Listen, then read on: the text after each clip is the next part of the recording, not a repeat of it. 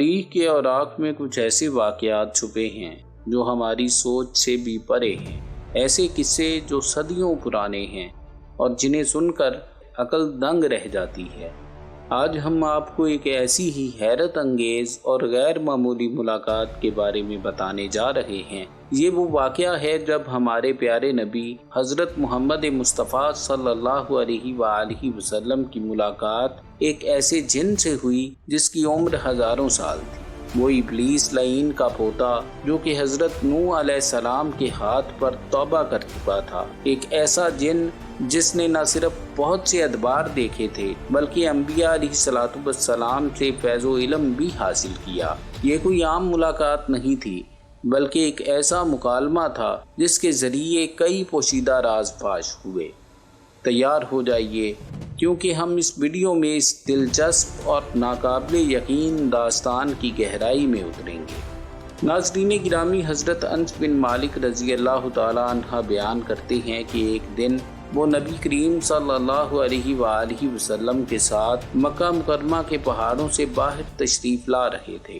اچانک ان کا سامنا ایک ایسے بوڑھے شخص سے ہوا جو اپنی لاٹھی پر ٹیک لگائے کھڑا تھا۔ اس کی چال ڈھال اور آواز میں ایک عجیب سا انوکھا پن تھا۔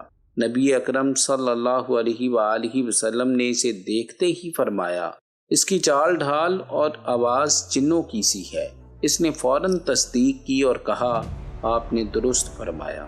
نبی کریم صلی اللہ علیہ وآلہ وسلم نے اس سے دریافت کیا کہ وہ جنوں کے کس گروہ سے تعلق رکھتا ہے۔ اس نے جو جواب دیا وہ نہ صرف حیران کن تھا بلکہ خوفزدہ کر دینے والا بھی تھا۔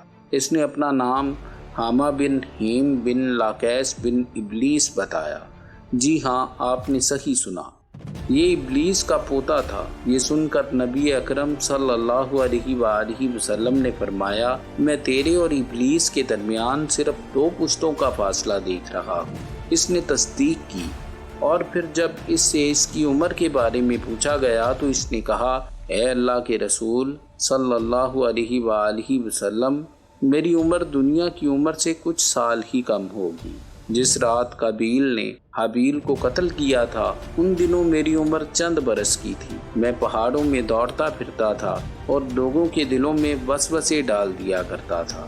ذرا سوچیں، ایک ایسا جن جو حضرت آدم علیہ السلام کے بیٹوں کے زمانوں میں بھی موجود تھا۔ نبی کریم صلی اللہ علیہ وآلہ وسلم نے اس کے اس عمل کو بہت برا قرار دیا۔ اس پر حامہ نے وضاحت کی کہ اسے ملامت نہ کی جائے کیونکہ وہ ان لوگوں میں سے تھا جو حضرت نوح علیہ السلام پر ایمان لائے اور ان کے ہاتھوں پر توبہ کی تھی۔ اس نے دعوت دین کے کام میں حضرت نوح علیہ السلام کا بھرپور ساتھ بھی دیا تھا۔ یہ بتاتے ہوئے وہ خود بھی رویا اور وہاں موجود صحابہ اکرام کو بھی رلا دیا۔ اس نے قسم کھائی کہ وہ اس بات سے بہت شرمندہ ہے اور اللہ کی پناہ مانگتا ہے کہ وہ جاہلوں میں سے ہو جائے۔ اس کے بعد حامہ نے اپنی طویل زندگی کے حیرت انگیز واقعات بیان کیے۔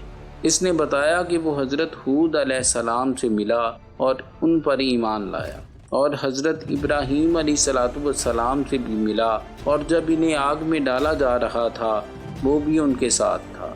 جب حضرت یوسف علیہ السلام کو کنویں میں ڈالا گیا تو حامہ ان سے پہلے ہی کنویں میں پہنچ چکا تھا۔ اس نے حضرت شعیب علیہ السلام اور حضرت موسیٰ علیہ السلام سے بھی ملاقات کی۔ یہ ایک جن کی کہانی ہے جو صدیوں پر محیط سفر میں کئی عظیم پیغمبروں کا گواہ رہا۔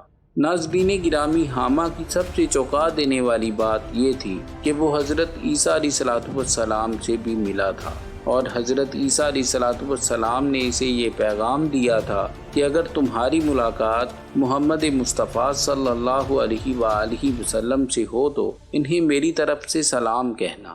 حامہ نے فوراً یہ پیغام پہنچایا اور نبی کریم صلی اللہ علیہ وآلہ وسلم پر ایمان لایا۔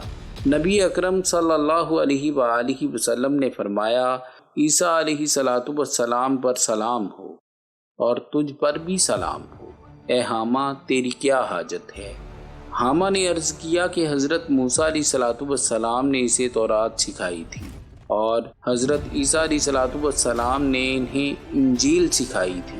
اب وہ چاہتا ہے کہ نبی اکرم صلی اللہ علیہ وآلہ وسلم اسے قرآن سکھائیں۔ چنانچہ نبی اکرم صلی اللہ علیہ وآلہ وسلم نے اسے قرآن مجید کی تعلیم دی۔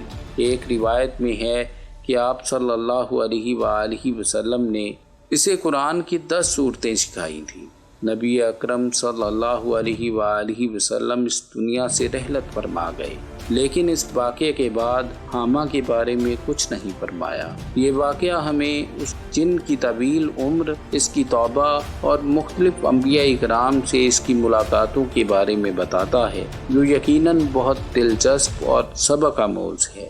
ناظرین گرامی، اس واقعے کے بارے میں آپ کی کیا رائے ہے؟ کیا آپ ایسے مزید غیر معمولی واقعات کے بارے میں جاننا چاہیں گے؟